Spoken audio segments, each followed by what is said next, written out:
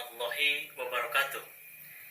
Kali ini kita akan membahas tentang sejarah perkembangan kurikulum di Indonesia. Sejarah perkembangan kurikulum di Indonesia. Sejak 1945, kurikulum pendidikan nasional mengalami perubahan. Pertama dimulai kurikulum pada tahun 1947 disebut Rencana Pelajaran. Dipengaruhi sistem pendidikan kolonial Belanda dan Jepang, kehidupan berbangsa saat itu masih dalam semangat juang merebut kemerdekaan, membentukkan karakter manusia Indonesia yang merdeka. Kedua, kurikulum 1952 disebut Rencana Pelajaran Terurai. Isi pelajaran yang dihubungkan dengan kehidupan sehari-hari, rencana pembelajaran lebih rinci. Pada tahun 1952 diberi nama Rencana Pelajaran Terurai. Mata pelajaran meliputi moral, kecerdasan, emosional, keprigelan, jasmania. Kurikulum 1964 disebut Rencana Pendidikan. Ciri dari kurikulum ini adalah pemerintah mempunyai keinginan agar rakyat mendapat pengetahuan akademik untuk pembekalan pada jenjang sekolah dasar, sehingga pembelajaran dipusatkan pada program Pancawardhana yang meliputi pengembangan daya cipta, rasa, karsa, karya, dan moral. Kurikulum 1968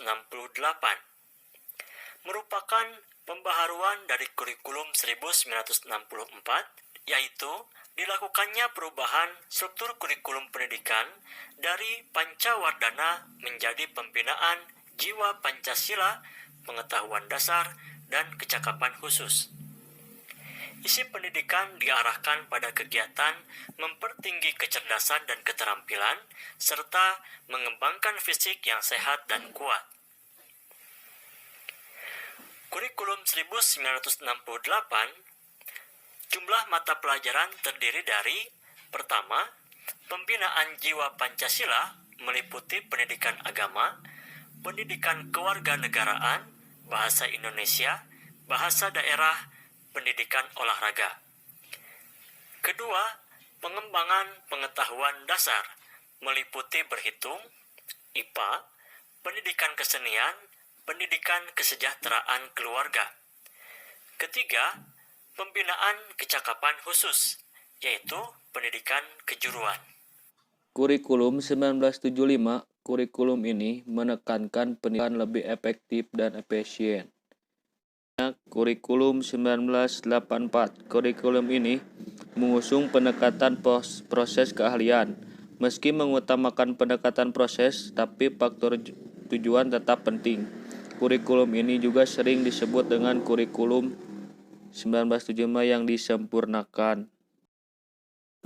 Kurikulum 1994 dan suplemen kurikulum 1999, kurikulum ini merupakan hasil upaya memadukan kurikulum-kurikulum sebelumnya, terutama kurikulum 1975 dan 1984.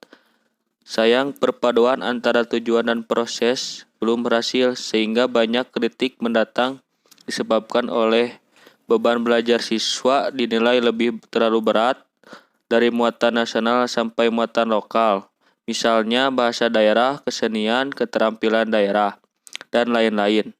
Dan akhirnya kurikulum 1994 menjelma menjadi kurikulum super padat.